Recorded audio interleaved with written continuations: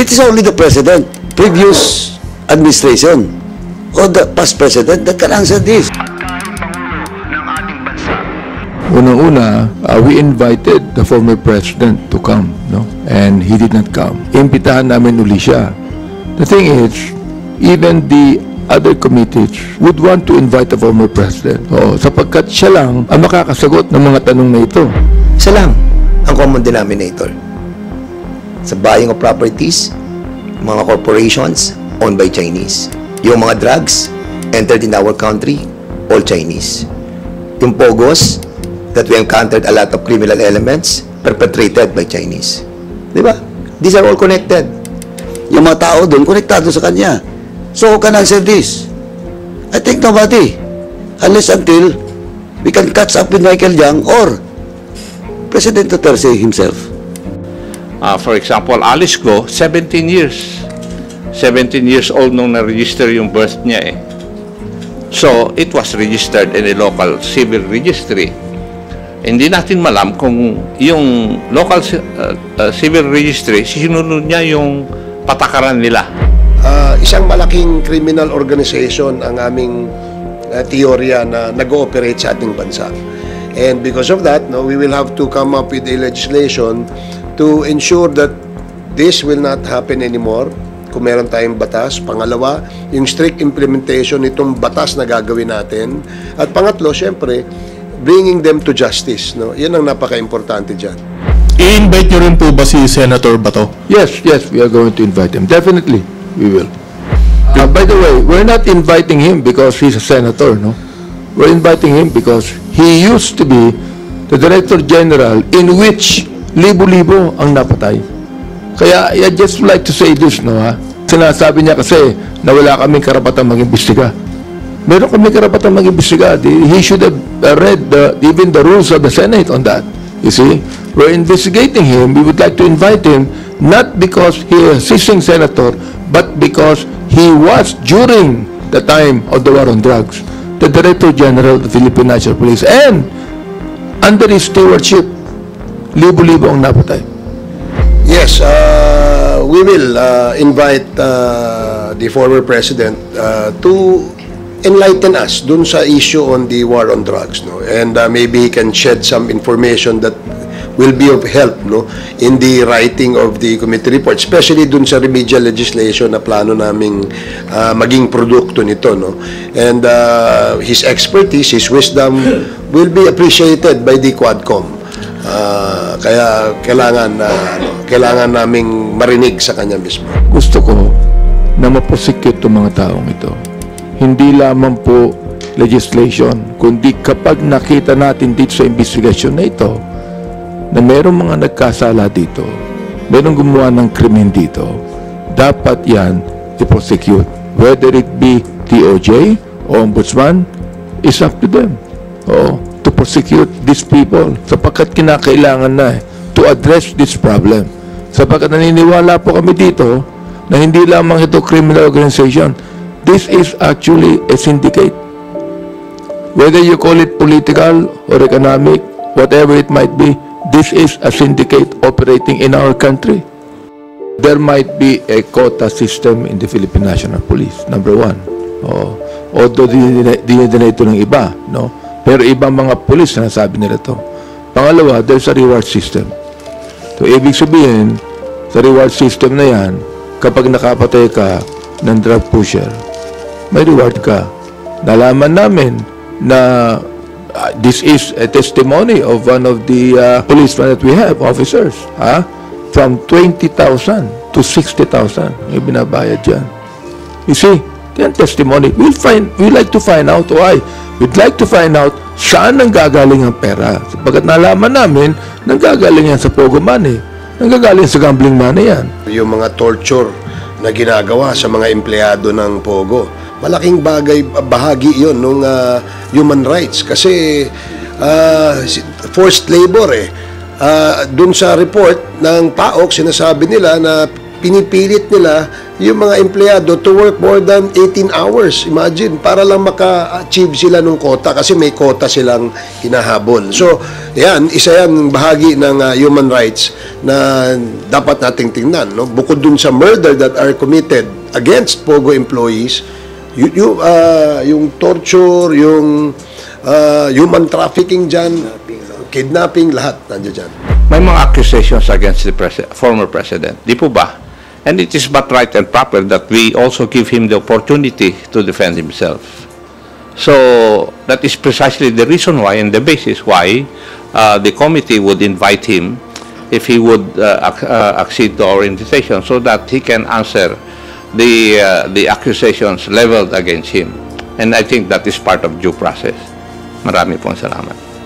Naniniwala ako na yung investigasyon namin ito is actually a national security concern. Unang-una, we invited the former president to come, no? And he did not come. Imbitahan namin uli siya. The thing is, even the other committees would want to invite the former president. Sapagkat siya lang ang makakasagot ng mga tanong na ito sa aking committee. Bakit sinasabi ng NUPL na more than 20,000 ang napatay? 16,000 ang napatay ng the vigilante forces. Nakatanggap kami ng datos mula sa Philippine National Police na nagsasabi doon na baka 21 lang ang napatay ng mga drug lords pero more than 7,000 ang napatay ng mga drug pushers at 440 people ang drug users na hindi dapat patayin, hindi dapat arestuhin, kundi dapat i-rehabilitate, ay napatay. At hindi lang to, na-find out din namin na may reward system. Saan ang gagaling ang pera na binibigay sa mga nakakapatay ng mga pulis? Yun ang tanong namin dito. Kaya sabi namin, magkakasundo-sundo na kami para maimbitahan ang dating Pangulo para sagutin niya ang lahat ng mga bagay na ito because this concerns our national security at siya lamang ang makakasagot nito. Thank you po, Kongs. Last on my... Ay, sige po, Kong Dagdagan ko lang, kasi itong pag-create ng Quadcom ay sang-ayon ito sa rules ng House, no? Dun sa rules of procedure governing inquiries in aid of legislation. So, hindi po ito bago, although this is historic as I stated earlier, kasi ngayon pa lang tayo nagkaroon ng ganitong klaseng multi-committees that will hear a common issue that encompasses all the coverage of the different committees. So, we thought it wise na para isang hearing tayo, hindi din aksayado yung oras ng ating mga inimbitahang resource persons, isang hearing tayo na gagawin natin. Sino po yung mga, nabanggit na po kanina ni Kong Benny na we will invite the former president. Sino pa po yung mga, kumbaga, common resource person na iimbitahin po? Iimbitahan din namin sapagkat kasama rin dito si Senator Bato de la Rosa. Imbitahan namin siya. Now, it's up to him kung pupunta siya o hindi. Si Harry Roque, imbitahan din namin siya. Lahat ng mga dating mga director generals na involved sa mga pagpatay during war on drugs, iimbitahan din po namin. Isang malaking criminal organization ang aming teorya na nag-ooperate sa ating bansa. And because of that, no, we will have to come up with a legislation to ensure that this will not happen anymore kung meron tayong batas. Pangalawa, yung strict implementation nitong batas na gagawin natin. At pangatlo, syempre, bringing them to justice. No? Yan ang napaka-importante dyan. Thank you. Supporting what Chairman Barber said, no, I really would like to say this, no. Dalawang bagay ang gagawin namin dito eh. Unang-una, yung sinasabi niyang remedial legislation. Pangalawa, gusto ko na maprosecute itong mga taong ito. Hindi lamang po legislation, kundi kapag nakita natin dito sa investigasyon na ito, na merong mga nagkasala dito, merong gumawa ng krimen dito, dapat yan i-prosecute. Whether it be DOJ o Ombudsman, is up to them. To prosecute these people sapagkat kinakailangan na to address this problem. Sapagkat naniniwala po kami dito na hindi lamang ito criminal organization. This is actually a syndicate.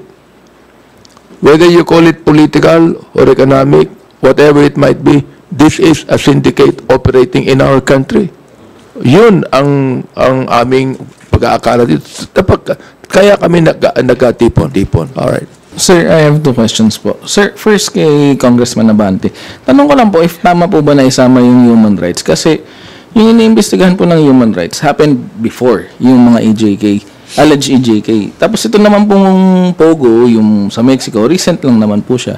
I mean, paano pwede po mapaliwanag kung paano i-intertwine yung dalawang issue? There are exchange of money here, ba? Ibig sabihin, ang nakita namin na there might be a quota system in the Philippine National Police, number one. Although dinideny ito ng iba, no? Pero ibang mga police na nasabi nila ito. Pangalawa, there's a reward system. So, ibig sabihin, sa reward system na yan, kapag nakapatay ka ng drug pusher, may reward ka.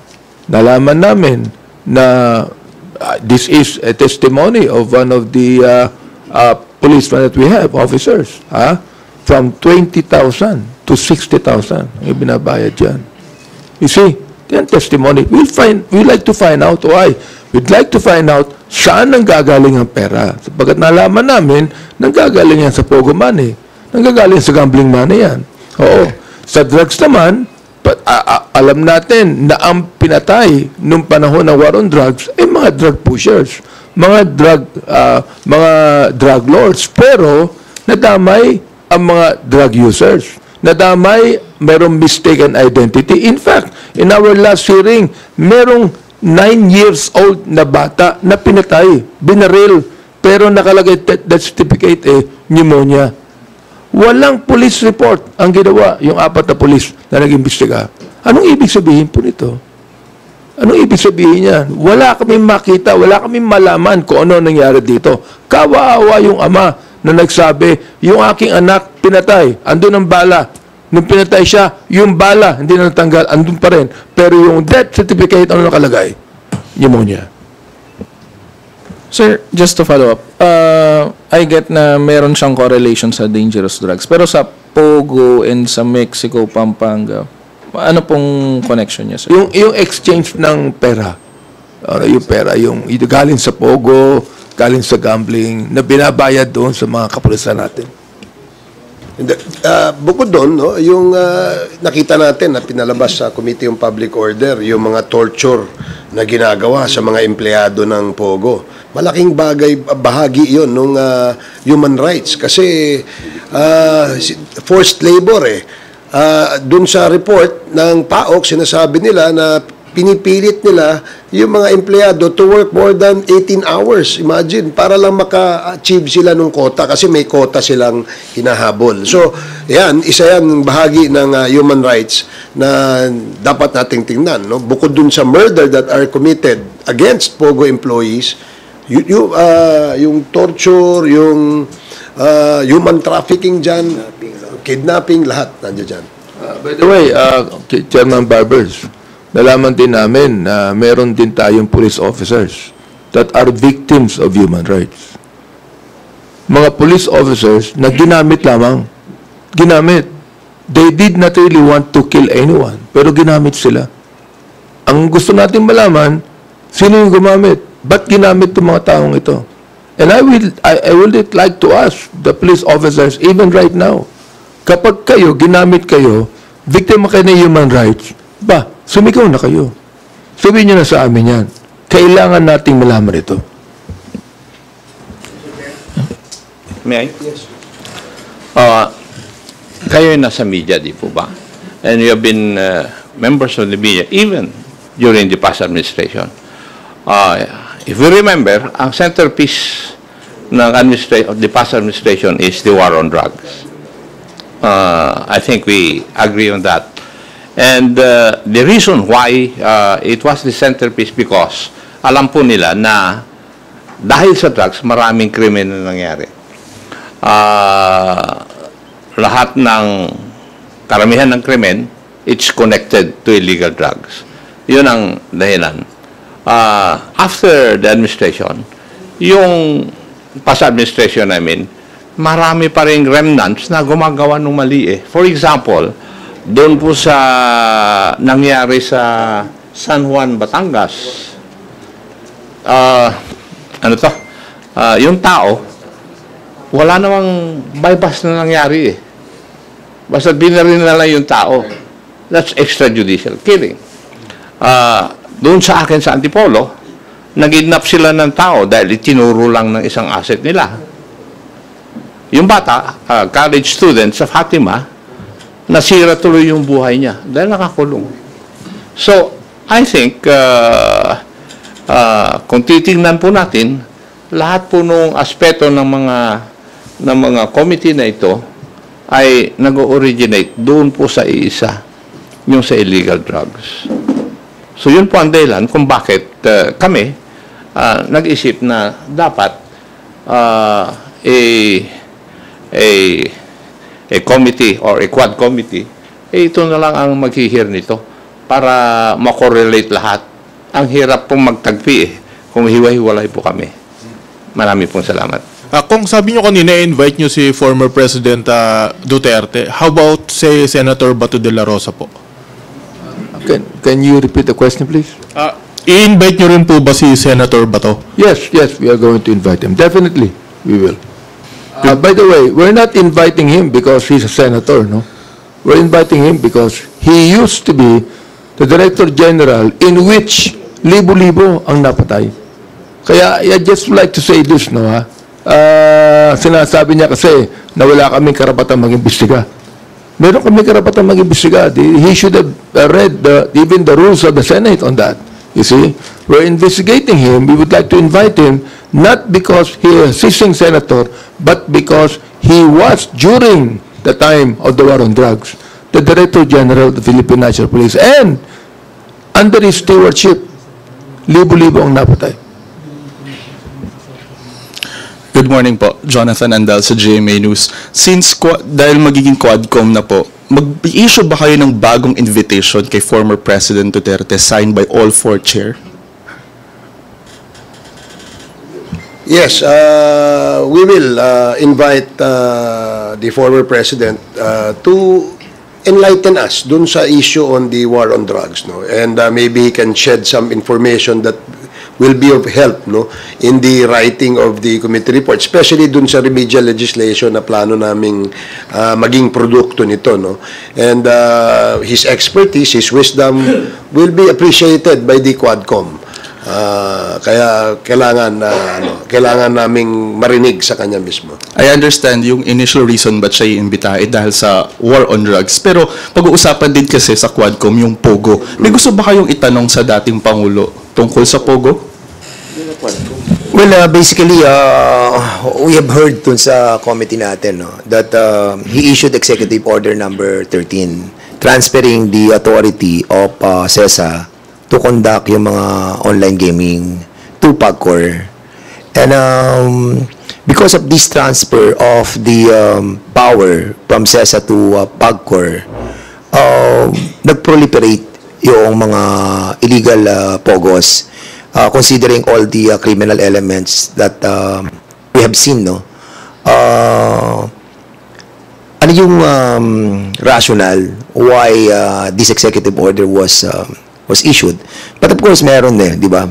But we have seen yung maraming elements sa drugs, sa POGOs, sa buying of properties, sa EJK, na a while ago we are trying to correlate each other. And sino yung pinagmulan ng lahat ng ito? There must be something on top of everything.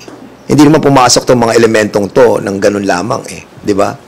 And probably this is the objective of this committee, to find out, di ba? Kasi aside from crafting the right bills na magiging batas, syempre yung ang pananagutan ng mga nagperpetrate nitong mga problems that we are now trying to solve. Anong particular question po yung gusto nyong itanong kay former President Duterte tungkol sa POGO, Congressman Dan? Well, actually, siyempre, mahirap sagutin yung ngayon na sasabihin na namin kung ano katanungan. We will just go with the flow. We'll be inviting him to shed light on all the issues pertaining do sa issues ng public order and safety, na compromise ba yung ating national security and yung narrative that we are gearing toward a certain and one specific country, and instead of trying to be impartial about everything in order to maximize yung benefits that we can get to those countries, those are the issues that we have to tackle. And there are common denominator that existed in all this problem that we have encountered. Isa lang ang common denominator. Sa buying of properties, mga corporations owned by Chinese. Yung mga drugs entered in our country, all Chinese. Yung pogos, that we encountered a lot of criminal elements perpetrated by Chinese. Di ba? These are all connected. And because of this kind of interconnection, the implementation of all these orders, nagbunga noong mga extrajudicial killings, di ba? That intertwined with drugs, di ba? Kaya marami tayong dapat itanong na dapat maintindihan ng tao, dahil meron dito talagang yung pinuntahang isang pagpanig sa isang bansa at hindi pagpanig sa isang bansa. And I think the President is right on trying to put himself in a middle in order to maximize the benefits of the two countries. Kasi yun yung pinaka-outmost concern natin. Bakit tayo parang nandun, magiging probinsya na tayo ng China? Ito ba ay tinatawag na mind conditioning to all of us? There must be something on top that somehow controlled us. Yun lang. We have to be thorough about this investigation. Ayaw naman natin na na-create ito at wala tayong produkto, no? As you probably all know, ang Kongresong mandato ng Kongreso ay gumawa ng batas, no? At hindi ganoon kadali para sa ganitong klaseng issue na gumawa tayo ng batas. That's why we want to be thorough about this. If this will take several hearings, if there is a necessity also to go around the country to conduct public hearings, why not? And if we feel that sufficient na yan, then that's the time siguro ihinto namin. Sa sandaling mag-convene na yung Quadcom, may we know what will happen doon sa mga personalities involved doon sa 4 na committee na na-issuehan ng show cause order at saka warrant of arrest na until now they refuse to show up. Okay, thank you. No. Anyway, the contempt and the contempt order that was issued to different personalities, and that includes Michael Yang, that will be only lifted, of course, if the resolution and the committee report was adopted in the plenary. So, automatic lifted yan. But of course, if the presence of all those cited in contempt by each committee, if their presence is needed and necessary in this Quadcom committee, papatawag ulit namin. So, again, if they refuse to attend hearings without valid excuse, therefore, they can be cited again in contempt. But sa committee level po, it will be automatically lifted pag dumating na po sa plenary approval or adoption ng committee report. Just a clarification lang. Meaning to say, the committee report ng 4 na committee before mag-convene ng Quadcom will be submitted to plenary? No, not necessarily. Sabi ko kasi kanina, as I've said, there are issues or resolution that concerns parochial. No? Okay. So, tuloy-tuloy lang po yun until such time that a committee report will be approved at the committee level and adopted in plenary. While ongoing hearing dito sa Quadcom, if that committee report or data or facts, testimonies is needed to be used in this Quadcom, it can be used. For example lang ganito, yung sa case ni Michael Yang, that's why gusto ko lang dugtungan yung sinabi kanina ng mga kasamaan ko dito with regards to the presence of the President that will be invited by the Quadcom. Now, for example, the person who Michael Yang, alam naman ng public who is Michael Yang, di ba? Until now, he's a fugitive. He's cited in contempt sa committee. Now, alam naman po natin, lahat ngayon dito, nakaumang doon kay Michael Yang. For example, in my committee, Edith Tayang, etong si Willie Ong, konektado yung kapatid niya, ngayon dito sa Pogo, konektado doon sa, may isa pa, konektado sa Parmali. So, it is only the president, previous administration, or the past president that can answer this. Because nobody can answer with regards to the appointment, so-called appointment of Michael Yang. Di ba? As an economic advisor during that time. Whether that is official, hindi ko nakita yung dokumento, but it was announced in public. And Michael Yang now cannot be found. Tapos, itong Michael Yang ngayon, konektado sa lahat. Pogo, drugs, sa akin, sa committee ko, yung mga Chinese national pretending to be Filipinos, yung mga tao doon, konektado sa kanya. So, who can answer this? I think nobody.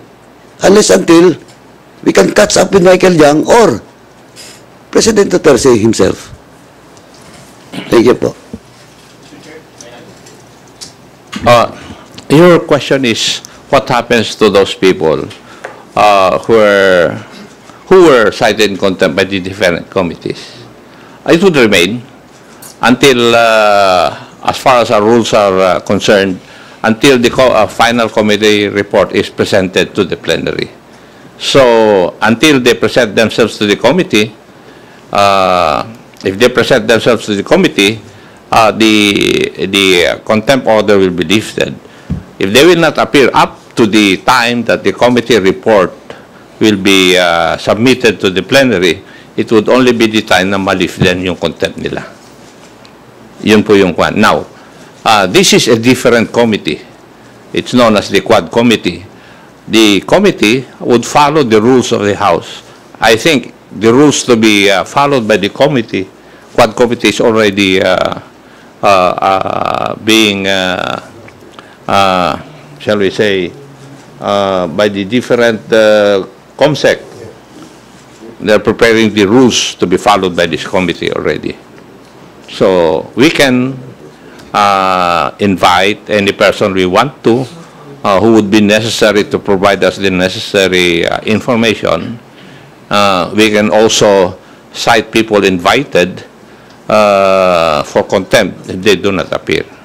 Para bang ganun pa rin dun sa different committees dito. Thank you. Nabanggit na po ni Kong Apcop kanina na the same rules of the committee will apply to this Quadcom in terms of how you will invite resource persons and whether you can cite them in contempt if they don't appear. I'm wondering how that would extend to when you invite President Duterte, because if I remember correctly, nung in-invite po siya ni Kong Abante for the Committee on Human Rights, he extended what do you call this, presidential courtesy in that. Hindi naman po magli-lead to a show cause order or anything. If the Quadcom invites President Duterte, will that privilege be also extended to him, or is it the kind where if he doesn't show up, as I'm sure he will likely be doing, pwede po ba ito mag-lead to a citation of contempt? Ako, I think we have to exhaust every possibilities, if the President, again, hindi umattend doon sa papatawag nating hearings, maraming option that we can possibly do, trying to issue a show cause order. Most likely, we will be refraining muna sa ganong aksyon. But for the meantime, the chairman and the members are talking about different kind of options. So, wag muna natin sigurong pag-usapan yon. Let it really flow in the natural way. Para na sa ganun, wag natin ma-preempt yung sitwasyon. Thank you. Joy Cantos from Filipino Star ngayon. Sir, nasang level po yung grant conspiracy between dito sa mga POGO operators at sa mga airing government officials natin na involved po, kasi yung POGOs po na-establish doon yung involved din sa organized crime syndicates. Meron pa nga pong mga human trafficking, may drugs, may love scam pa. Pinasok na rin lahat ng scam po eh. Sige po. Po, kasi po yung some government officials po natin involved din, past, pwedeng meron din sa present kasi nakapag-produce sila ng mga birth certificate, ng mga fake passport. Hindi naman po mangyayari kung walang connivance. Ito po kasi, again, as I've said, it started it all with my committee, no? Doon po sa mga late registration, PSA, ano doon. Pag nakakuha na po ng, of course, sa PSA level, pag nakakuha na, pag nakalusot, pwede na mag-LTO, diba, driver's license, pwede na mag-passports, no? Et cetera, et cetera. Gun license, pwede rin, well and fucking, pwede may mga baril. But anyway, so, question, it's either directly involved, yung mga personal sa agency, or because of the weak guidelines, no, and practices doon mismo sa mga agencies. Pero of course, in the case of this is Parokya, in the case of Mexico, Pampanga, malinaw po na yung mayor doon is involved, is in courts with Eddie Tayang. So, kung titingnan mo, kung nangyayari ito sa municipal level, at yan ito, yung pogo at saka yung drugs. Siyempre, yung buong connection nito from the lower level up to the higher level, na ang question na ngayon is, dapat malinaw kung ano talagang, kung sino ang mananagot dito sa national level. Kasi, as mentioned by Chairman Dan kanina, kaya kumalat yung pogo dahil doon sa EO 13 eh. But of course, this is not a conclusive, by the members of this PADCOM. Ang sa akin lang po is, of course, may managot dyan. Now, kaya nga, gusto kong ibalik, it's the former president that issues that EO, kung pogong pag-uusapan, he has to answer that. Diba? So, ano yan, napaka-complicated na net ng mga sindikato. In which, ngayon, karamihan is involved yung mga foreign nationals na mga Chinese. Mr. Chair, may I? Thank you. Doon po kasi sa nangyayari sa atin, some people are taking advantage of the loopholes of our laws. Some people have also taken advantage doon sa masamang kultura natin kung minsan. Especially in the implementation of our laws. Kasi, we take a specific example kung bakit nagkakaroon ng passport yung alien, for example, Chinese. Kasi, inallow natin na magkaroon ng late registration. For example, Alice Go, 17 years. 17 years old nung na-register yung birth niya eh. So, it was registered in a local civil registry. Hindi natin malam kung yung local civil registry, sinunod niya yung patakaran nila para magkaroon ng tamang late na pagka-register na kanyang birth. Now, tinanong din namin kasi i-report ng local civil registry sa PSA, where we get all our birth certificates to support yung ating pag-apply dun sa passport. Yung tinignan din namin yung protocol ng PSA, ang sagot nga sa amin nun, ministerial lang yung kanilang gawain eh. So there's something missing dun sa ating mga batas at sa ating mga guidelines or protocols. So we have to look into this para ma-plug yung mga loopholes na ito. And I think that's part of the reason why kailangan maimbestigahan ng Quadcom para, yun nga, magkaroon ng remedial measures after the hearings conducted by this body. Thank you, Mr. Chair. Ako, sagutin ko lang yung katanungan mo na gaano kalawak, So, sa investigasyon natin sa PNP, naniniwala tayo na maraming involved, doon lang sa successful operation, tapos na-relieve yung mga officers and men, tapos they were scattered all over the country. Instead, nandito sila, pagpapatuloy yung laban doon sa mga illegal gamblings, illegal pogos, inalis sila dito sa kanilang area of jurisdiction na naging successful. We have found out na yung issue ng ng ating mga opisyal ay umaakyat hanggang itaas. Having said that, meron din sa issue ng mga LGUs, sa mga mayors, well, hindi natin alam kung gaano kalawak itong involvement ng mga public official elected, and even yung mga appointed sa PSA, they were appointed, but of course hindi natin alam kung gaano kahaba yung ammunition ng mga ating mga kalaban. Kasi ang pipili mo dito kaya lumalawak to dahil sa pera, no? So in other words, kaya natin inaalam dahil national security na nga po ang concern dito, yung ating pong bayan. So mamimili ka na dito, di ba? Pera o bayan. Yun lang po. Sir, with regards to the bloody war on drugs, sir, based sa statement po ng mga naging witness and resource person, sama na natin si Colonel Asierto, is there a compelling reason to believe that the ex-President Duterte is really the mastermind of the EJK?